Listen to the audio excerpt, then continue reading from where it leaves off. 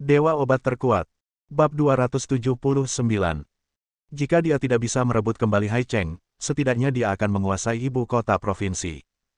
Dari segi ukuran, ibu kota provinsi jauh lebih besar dari Haicheng. Heilang bersujud dan tidak berani bangun, menunggu jawaban dari kepala keluarga Luo. Dia tahu betul bahwa ini adalah kesempatan terakhirnya, dan jika dia gagal lagi, dia pasti akan mati. Heilang, kamu harusnya tahu bahwa ini adalah kesempatan terakhirmu. Heilang mengerti. Heilang tidak akan mengecewakan kepala keluarga.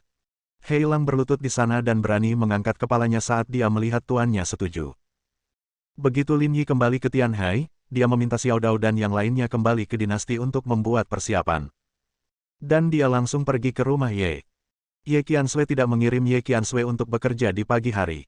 Dia tidak mengatakan apa-apa, tapi dia pasti ingin tahu apa yang dia lakukan. Di kantor, masalah Ye Qianshui telah diselesaikan. Semangat seluruh keluarga Ye kini berada pada level yang tinggi. Semua karyawan telah berdiri dan bekerja keras dengan penuh semangat. Bahkan petugas kebersihan sering berteriak, "Ayo," di kamar mandi di depan cermin. Sebaliknya, beban kerja dan intensitas Ye Qianshui menurun. Dong dong dong. Lin Yi mengetuk pintu dan mendorong masuk. Ketika dia melihat Ye Qianshui menatapnya, dia sengaja berkata dengan wajah misterius. "Apakah kamu tahu apa yang aku lakukan di pagi hari?" Ye Qianshui tersenyum. Dia hendak bertanya, tapi dia tidak menyangka Lin Yi akan berbicara lebih dulu. "Apa yang kamu lakukan? Tuan yang datang menemuimu pagi-pagi sekali." Lin Yi berjalan ke meja kopi, menuangkan segelas air untuk dirinya sendiri, dan meminum semuanya sekaligus, seolah-olah dia begitu sibuk sehingga dia bahkan tidak repot-repot minum. "Saya keluar untuk memeriksa pasar." Setelah meminum air, Lin Yi menyeka mulutnya dan berkata, "Pasar Haicheng pada dasarnya telah dihancurkan." Ye Qianshui terkejut dan tanpa sadar melirik jam tangan di pergelangan tangannya. Lin Yi keluar di pagi hari, dan sekarang sudah hampir tengah hari, dan butuh lebih dari 2 jam untuk bolak-balik dari Tianhai ke Haicheng, jadi waktu pemeriksaannya mungkin hanya lebih dari setengah jam. Hanya dalam waktu setengah jam, Lin Yi merobohkan pasar Haicheng. "Saya tidak mengerti." Ye Qianshui berkata, "Apa maksudmu? Pada dasarnya sudah dihapus. Bukan perkara mudah untuk memasuki pasar suatu kota dan menjadi andalan industri yang sama di pasar tersebut. Hal itu tidak hanya membutuhkan kualitas produk yang unggul, tetapi juga sumber daya saluran, koneksi, dan platform yang sesuai." Apa yang dapat dilakukan Lin Yi dalam waktu setengah jam? Artinya, produk Ye bisa masuk ke Haicheng. Ada platform yang cocok untuk bekerja sama dengan mereka guna membantu Ye mempromosikan dan menjualnya. Kita hanya perlu bertanggung jawab atas produknya. Lin Yi berkata, "Saya mengatakan ini, dapatkah Anda memahaminya? Ini sama dengan mengatakan bahwa Anda hanya perlu mengambil produknya dan menunggu untuk mengambil uangnya. Ini terlalu mudah." Ye Qianshui sedikit tercengang. Ini bukan hal yang sederhana. Dia khawatir Lin Yi salah memahami sesuatu dan melakukan kesalahan. "Aku sudah menyuruh Xiao Zhao untuk segera menghubunginya." Lin Yi berbicara langsung sebelum Ye Qianshui dapat berbicara. "Sudahkah Anda meminta Xiao Zhao untuk terhubung?" Boom, boom, boom. Saat dia sedang membicarakan hal ini, ada ketukan di pintu kantor. Ye Qianshui berseru, dan Xiao Zhao masuk dengan cepat, terlihat sedikit bersemangat. "Tuan Ye, kakak pertama, hubungan dengan Haicheng telah selesai. Pihak lain datang ke sini karena reputasinya. Kerja sama ini sangat lancar." Xiao Zhao berkata dengan penuh semangat, "Kalau begitu di pihakku, aku akan segera mengirim seseorang untuk menandatangani kontrak dan kemudian mengatur pengirimannya." Keputusan cepat. Ye Qianshui tercengang. Apakah kesepakatannya benar-benar sudah selesai? Suatu pagi. "Tidak, hanya setengah jam lebih." "Silakan, apa yang masih kamu lakukan?" Lin Yi melambaikan tangannya dan berkata. Saat Xiao Zhao hendak berbalik dan melakukannya, dia menyadari bahwa Ye Qianshui adalah bosnya. Dia melihat ke arah Ye Qianshui lagi dan bertanya dengan hati-hati, "Tuan Ye, apakah saya akan pergi?" Saat itulah Ye Qianshui sadar. Apa yang dikatakan Lin Yi benar. "Baiklah, silakan. Jika Anda memiliki pertanyaan, jangan ragu untuk berkomunikasi." "Ya." Xiao Zhao Fei berlari keluar dengan cepat, takut jika dia terlambat selangkah, prestasinya akan berkurang. Ye Qianshui berdiri, berjalan ke Lin Yi, dan menatap Lin Yi dengan serius, seolah-olah dia masih tidak percaya, semua ini agak sulit dipercaya. Dia telah berkecimpung dalam bisnis selama bertahun-tahun, dan dia belum pernah melihat segala sesuatunya diselesaikan dengan mudah. Adapun dia bahkan tidak tahu siapa dealer di Haicheng, apa emosinya, apa kepribadiannya, dan metode kerjasama seperti apa yang telah dibuka Lin Yi di pasar. Ada apa, Tuan Ye? Lin Yi melangkah mundur dan bersandar di sofa, tidak menghindari tatapan mata Ye Qiansui. Apakah menurutmu saya bercanda tentang mendirikan departemen pengembangan pasar? Pada pesta perayaan tersebut, Lin Yi mengusulkan untuk mendirikan departemen pengembangan pasar khusus untuk memperluas pasar Ye. Namun hanya 2 hari kemudian, Lin Yi memberikan kejutan besar pada dirinya sendiri. Pasar di Haicheng tidak lebih kecil dari pasar di ibu kota provinsi. Jika aku mengingatnya dengan benar, sepertinya kamu satu-satunya orang di departemen ini. Ye Qiansui berkata dengan penuh arti. Dia tahu bahwa Lin Yi kuat, tetapi Lin Yi kuat karena keterampilan dan kepribadiannya yang tenang. Namun, Lin Yi sepertinya tidak pernah terlibat dalam komunikasi bisnis atau bisnis. Bagaimana dia melakukannya? Jadi, itulah yang ingin kukatakan padamu. Lin Yi menghela nafas dan berkata tanpa daya, saya satu-satunya di seluruh departemen. Saya pemimpin, saya karyawan, saya yang menjalankan tugas, menyajikan teh, dan mengantarkan air. Tuan Ye, apakah Anda lupa mengatur beberapa bawahan untuk saya? Ye Qiansui terkekeh dan tidak bisa menahan tawa. Keluarga Ye saat ini berbeda dari masa lalu. Begitu Lin Yi membuka mulutnya, bahkan Xiao Zhao akan meninggalkannya tanpa ragu-ragu dan lari bekerja di bawah bimbingan Lin Yi. Mengapa dia perlu mengatur orang untuknya sendiri? Kamu benar-benar tidak ingin bercanda. Aku tidak pernah bercanda.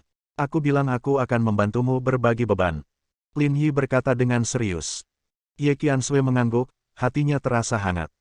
Lalu siapa yang kamu inginkan? Selama Lin Yi membutuhkannya, dia bisa mengaturnya. Keluarga Ye berjalan dengan baik saat ini. Baik bagi semua orang untuk menjalankan tugasnya. Sebaiknya aku merekrut yang baru sendiri. Lin Yi berpikir sejenak dan berkata sambil berpikir, bakat yang saya butuhkan tidak terbatas pada satu jenis, dan perusahaan mungkin tidak memilikinya. Anda hanya perlu memberi saya izin. Bahkan jika Ye Qiansui tidak memberikan izin kepada Ye Qiansui, Lin Yi masih memilikinya. Dia bertanya karena dia benar-benar ingin meyakinkan dirinya sendiri. Yah, kamu bisa mempekerjakan mereka. Kamu bisa menentukan sendiri standar gajinya. Selama satu demi satu pasar dapat dibuka seperti ini, bagaimana Ye Qiansui bisa keberatan dengan departemen Lin Yi? Lin Yi berdiri dan berkata dengan serius, Tuan Ye, ini akan menjadi keputusan paling tepat yang Anda buat sejak mengambil kendali keluarga Ye. Mendengar kata-kata ini, mata Ye Qiansui bersinar dengan sedikit kelicikan. Dia tiba-tiba mengambil langkah ke depan dan hanya berjarak 10 cm dari Lin Yi. Lin Yi bahkan bisa dengan jelas melihat kulit halus di wajah Ye Qiansui. Bahkan nafasnya terdengar jelas. Keputusan apa? Ye Qiansui bertanya, apakah aku mempercayaimu 100%? Bab 280. Berdebar. Tanpa ada cara untuk mundur, Lin Yi duduk dan bersandar di sofa, tapi Ye Qiansui perlahan menurunkan tubuhnya, selalu menjaga jarak 10 cm dari Lin Yi. Dia tiba-tiba panik dan mau tidak mau menggaruk sofa dengan jarinya. Kamu harusnya percaya padaku, kan? Lin Yi berkata. Itu benar. Ye Qiansui melihat kepanikan muncul di mata Lin Yi, dan dia tiba-tiba menyadari di dalam hatinya bahwa pria ini jelas-jelas orang yang lembut dan bukannya orang yang tangguh. Dia tiba-tiba tersenyum seperti bunga, seolah dia telah menyentuh instruksi manual Lin Yi. Keputusanku yang paling membahagiakan adalah kamu. Ye Qiansui berkata dengan serius. Lin Yi tidak bergerak, masih bersandar di sofa. Dia tidak bisa bergerak. Jika dia bergerak sedikit, dia mungkin akan menyentuh wajah Ye Qiansui. Tapi sebelum dia bisa bereaksi, Ye Qiansui mendekat, menempelkan telinganya ke samping Lin Yi, dan berkata dengan lembut, apakah aku terlihat baik hari ini? Lin Yi merasakan kepalanya berdengung, metode apa ini? Topiknya berubah terlalu cepat. Dia benar-benar tidak terbiasa. Bagus. Dia masih tidak berani bergerak, meskipun dia menghadapi ribuan pasukan, dia tidak merasa seperti ini. Terima kasih. Ye Qiansui berdiri dan kembali ke tempat duduknya, tapi masih ada aroma yang menguar dari tempatnya berdiri, yang membuat Lin Yi merasa itu adalah suguhan untuk hidungnya. Dia melihat Ye Qiansui duduk kembali di kursinya, seolah ada kaitan yang mengaitkan jiwanya, dan dia mengikutinya. Dia bukanlah orang yang tidak memiliki tekad. Anda sepenuhnya bertanggung jawab atas masalah di Departemen Pengembangan Pasar. Tidak perlu melapor kepada saya. Ye Qiansui berkata, apapun yang kamu lakukan, aku percaya padamu. Lin Yi duduk tegak, merasa ada yang tidak beres dengan Ye Qiansui akhir-akhir ini. Dia lebih lugas, terus terang, dan lebih berani dari sebelumnya. Dan dia merasa Ye Qiansui sepertinya sengaja menggodanya. Terima kasih. Lin Yi pun membalas dengan ucapan terima kasih. Dia berdiri dan tidak berani berjalan ke arah Ye Qiansui. Dia tidak tahu apa yang ingin dilakukan Ye Qiansui saat ini. Dia tidak bisa mengetahui dirinya sendiri dan musuhnya. Setelah mengatakan itu, Lin Yi meninggalkan kantor. Mendengar langkah kaki tersebut, dia tampak sedikit panik. Mendengar suara pintu ditutup, Ye Qiansui tidak bisa menahannya lagi, menutup mulutnya dan masih tertawa. Jadi kamu takut aku akan mengambil inisiatif? Dia akhirnya bereaksi. Lin Yi kuat dan tidak takut. Tidak peduli apa yang dia hadapi, dia selalu tenang dan tenang. Namun, Ye Qiansui tidak menyangka bahwa dia akan menjadi gugup ketika dia mengambil inisiatif untuk mendekat. Ye Qiansui bukanlah seorang gadis muda dan naif. Dia cukup dewasa untuk mengatakan bahwa kegugupan Lin Yi bukanlah sebuah akting. Tampaknya dia sama persis seperti ketika dia masih kecil. Meskipun Lin Yi sekarang sangat berbeda dari masa lalu, hal ini sepertinya tidak pernah berubah. Lin Yi keluar dari kantor dan menghela nafas panjang. Dia benar-benar tidak takut dengan ribuan pasukan, dan dia masih bisa duduk diam dengan kecantikannya. Tapi hanya untuk Ye Qiansui, jika dia mengambil inisiatif dan mendekat, Lin Yi benar-benar tidak bisa mengendalikannya. Ye Qiansui tidak seperti ini sebelumnya. Kaki, kenapa kamu berkeringat? Apakah AC di kantor Tuan Ye rusak? Xiao Zhao, yang sedang lewat dengan tergesa-gesa, melihat keringat di dahi Lin Yi dan bertanya dengan prihatin, apakah Anda ingin saya memberitahu perusahaan pengelola properti dan memeriksanya? Tidak, aku baik-baik saja. Lin Yi melarikan diri. Ada apa? Kakak Yi sepertinya sedikit gugup. Setelah turun dan menghirup udara segar, Lin Yi pulih. Dia merasa seperti sedang melakukan sesuatu. Di lantai bawah, Liu Feifan sedang menunggu di sana. Apakah semuanya sudah diatur? Lin Yi bertanya begitu dia masuk ke dalam mobil. Pengaturannya sudah dibuat. Beritanya sudah lama dirilis. Manfaatnya sangat menarik, dan banyak orang sudah mendaftar. Liu Feifan mengangguk. Lin Yi ingin merekrut talenta, dan langkah pertama adalah memulai dari ibu kota provinsi. Sehari setelah Fu Yu dan yang lainnya meninggal, berita itu dirilis. Siapapun yang memiliki keterampilan diinginkan, dan perlakuannya sangat tinggi. Ia yakin tidak ada yang tidak bisa diselesaikan dengan uang. Kalaupun ada, pasti karena uangnya tidak cukup. Masalahnya sekarang adalah keterampilan beberapa orang agak terlalu aneh. Hanya saja sangat aneh bahwa beberapa orang tahu bagaimana melakukannya. Liu Feifan tidak bisa menahan diri untuk tidak berkata, minum sekotak bir dalam satu tarikan napas, minum semangka dalam dua suap, dan bisa menyentuh pusar dengan punggung tangan, apakah kami juga menginginkan ini? Lin Yi tertegun sejenak dan melirik Liu Feifan. Apa ini? Bukankah kamu mengatakan bahwa semakin aneh dirimu, semakin baik kemampuanmu? Liu Feifan bertanya secara retoris. Lin Yi bersandar di kursi dan meletakkan tangannya di atas kepalanya, merasakan tekanan darahnya sepertinya sedikit meningkat. Jika dia adalah orang yang memiliki kemampuan nyata, bahkan kemampuan khusus, kemampuan macam apa itu? Tampaknya tidak semua orang seperti Yang Rong, yang dapat menyelesaikan sesuatu tanpa harus menjelaskan dengan jelas. Liu Feifan dan yang lainnya lebih cocok menggunakan tangan dan kaki, dan orang lain harus melakukan hal-hal yang menggunakan otaknya. Ayo kita lihat dulu.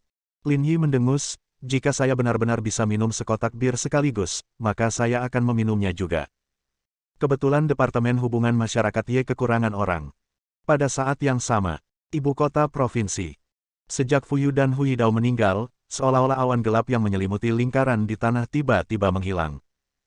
Namun sebagai satu-satunya yang selamat, Nan Sanxi tidak merasa lebih baik, malah sebaliknya, ia malah semakin stres dan gugup. Biro Liu, saya ingin memberikan lebih banyak kontribusi untuk pembangunan ibu kota provinsi. Selain donasi, proyek apa lagi yang dimiliki panti kesejahteraan? Izinkan saya berkontribusi lebih banyak.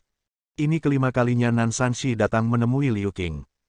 Dia tidak mencari orang lain, jadi dia mencari Liu Qing, dan menunjukkan bahwa dia ingin melakukan amal, apakah itu sumbangan, atau membangun jalan dan jembatan, dan dia ingin menghabiskan seluruh uangnya untuk ini. Beberapa industri abu-abu yang dikuasainya kini telah dibersihkan.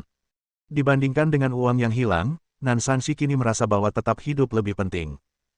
Tuan Nan, Untuk urusan kesejahteraan masyarakat, Anda harus menghubungi departemen terkait. Saya tidak bertanggung jawab atas bidang ini. Liu Qing tersenyum, sedikit tidak berdaya. Dia telah menjelaskannya berkali-kali, tetapi Nan Sanshi bersikeras untuk mencarinya. Bahkan jika dia memberinya informasi kontak departemen lain, Nan Sanshi tetap berharap Liu Qing dapat membantu. Liu Qing tahu bahwa Nan Sanshi benar-benar ketakutan. Jika dia datang kepadanya, selama dia bisa membantunya, bahkan jika dia hanya mengucapkan sepatah kata pun, dia akan memiliki saksi ketika Lin Yi bertanya. Biro Liu, yang terpenting adalah aku juga tidak bisa mempercayai orang lain. Nan Sanshi tersenyum dan berkata, saya mendengar bahwa organisasi Anda akan mengadakan kompetisi. Saya ingin tahu apakah Anda telah menemukan sponsor. Bolehkah saya menjadi sponsor? Saya memiliki toko perlengkapan olahraga, dan saya dapat menyediakan pakaian, sepatu, dan topi, Del. Liu Qing benar-benar tidak punya pilihan. Dia tersenyum, menghampiri Nan Sanshi, dan berkata dengan sungguh-sungguh, Tuan Nan, saya tahu Anda ingin Lin Yi mengenali Anda dan memberi Anda kesempatan. Menurut pendapat saya, dia telah memberi Anda kesempatan ini. Nan Sanshi terkejut dan menatap Liu Qing tanpa berkata apa-apa. Setelah beberapa saat, dia menarik napas panjang, mengangguk dengan serius, dan berkata dengan penuh terima kasih, Direktur Liu, atas nasihat Anda. Saya mengerti, dan saya akan melakukannya dengan baik. Bersambung.